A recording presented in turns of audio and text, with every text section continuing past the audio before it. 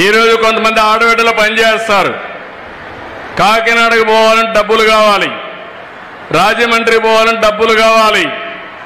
ఇప్పుడు ఏమీ బాధ లేదు. చంద్రన్న పేరు చెప్పి బస్సులో ఎక్కి, పవన్ కళ్యాణ్ గారి పేరు చెప్పి బస్సులో ఎక్కి జల్సాగా వెళ్ళిపోవచ్చు మీరు. అలాంటి వసతి కల్పించాం. కావాలంటే అమ్మగారింటికి పోవాలన్నా, లేదంటే తల్లిని చూసి రావాలన్నా, లేదంటే బోరు కొడితే రోజు పోతే లేనిపోని సమస్యలు వస్తాయి. అవసరం అనుకుంటే మీరు మీ కుటుంబ సభ్యులు పుణ్యక్షేత్రాలకు కూడా వెళ్ళి దేవుడి దర్శనం చేసుకోవాలన్నా చేసుకునే ఏర్పాట్లు కల్పించాం.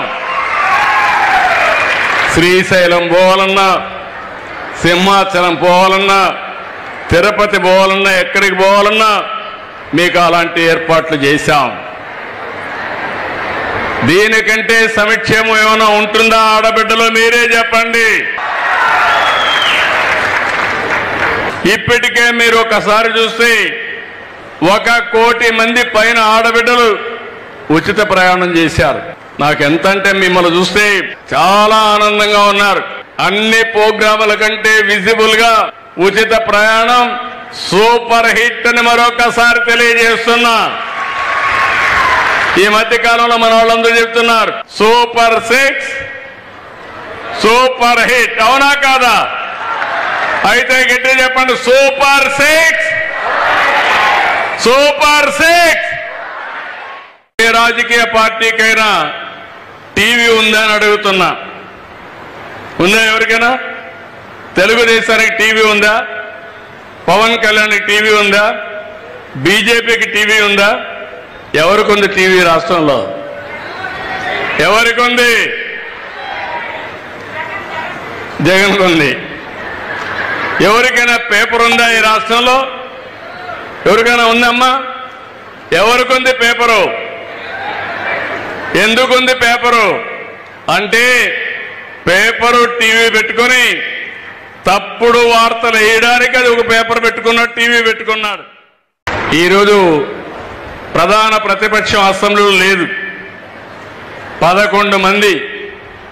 ప్రతిపక్షం ఉండాలంటే 18 మంది పైన ఉండాలి, 19 మంది ఉండాలి. అయితే అసెంబ్లీలో ప్రతిపక్షం లేదు, కానీ బయట మాత్రం ఒక రాజకీయ పార్టీ ఉంది.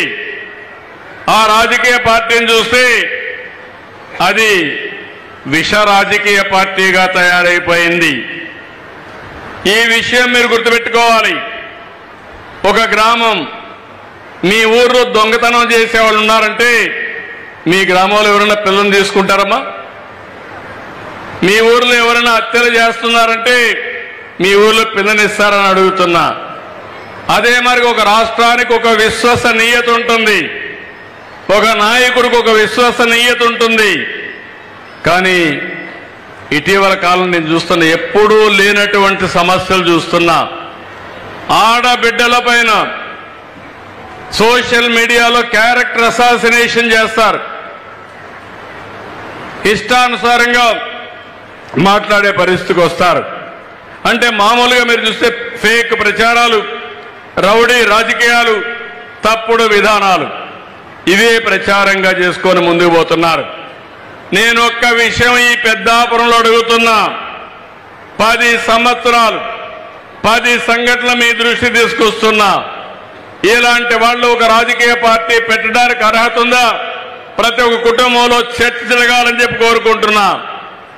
వివేక హత్య, వివేకానంద రెడ్డి ఆ రాజకీయ పార్టీ నాయకుడికి సొంత చిన్నాన్న, తెల్లవారితో చనిపోయాడు.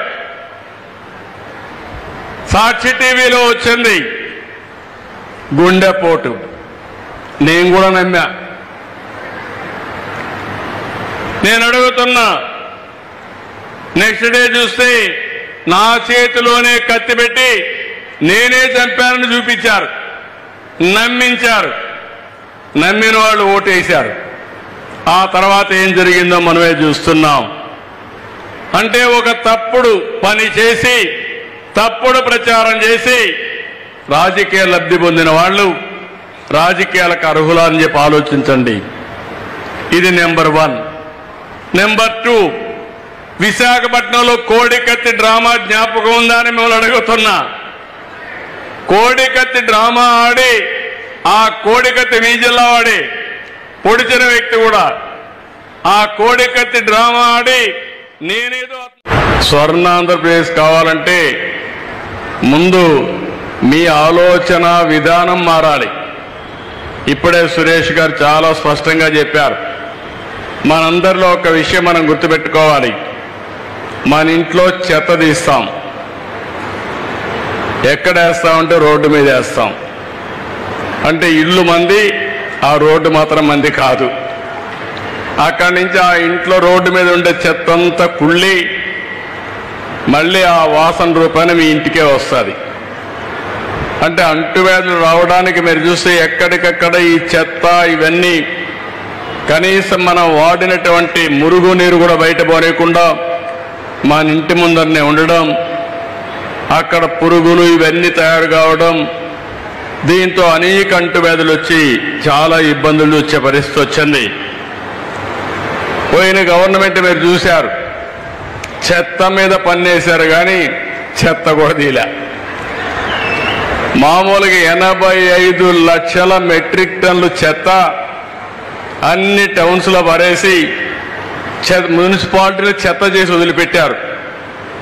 ఈరోజు ఈ ప్రభుత్వం ఒకటే ఆలోచించాం. మా మంత్రి చెప్పారు, మా డిపార్ట్మెంట్ చెప్పాను, అక్టోబర్ 2వ తారీఖు నాటికి 85 లక్షల చెత్త చెదారం ఏదైతే మున్సిపాలిటీస్లో ఉందో అన్ని క్లీన్ చేసే బాధ్యత వాళ్ళకి అప్పచెప్పాం.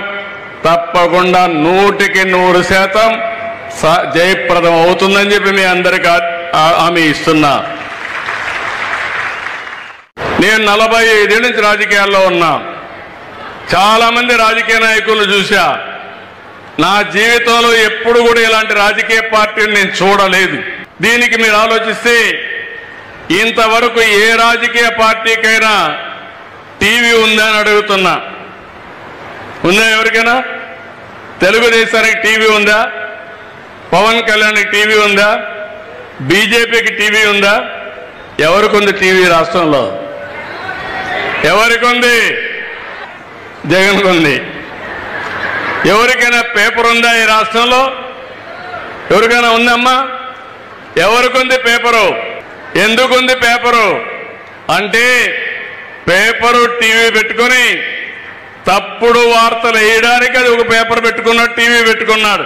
నేను అడుగుతున్నా మిమ్మల్ని ఒక విషయం, ఎవరైనా నేరాలు చేసి ఘోరాలు చేసి రాజకీయాల్లో మనుగడ సాధించారా? ఇంతవరకు ఎవరన్నా చేసినట్టు సాధించారమ్మా నేను అడుగుతున్నా మీకు. అందులో ఈస్ట్ గోదావరి జిల్లాలో ఎవరన్నా మర్డర్లు చేసేవారంటే రాని కూడా రానిరు, ఇక్కడికి జిల్లాకే రానిరు. అలాంటివన్నీ కూడా ఈరోజు నేర చరిత్ర కలిగిన వాళ్ళు రాజకీయాల్లోకి వచ్చి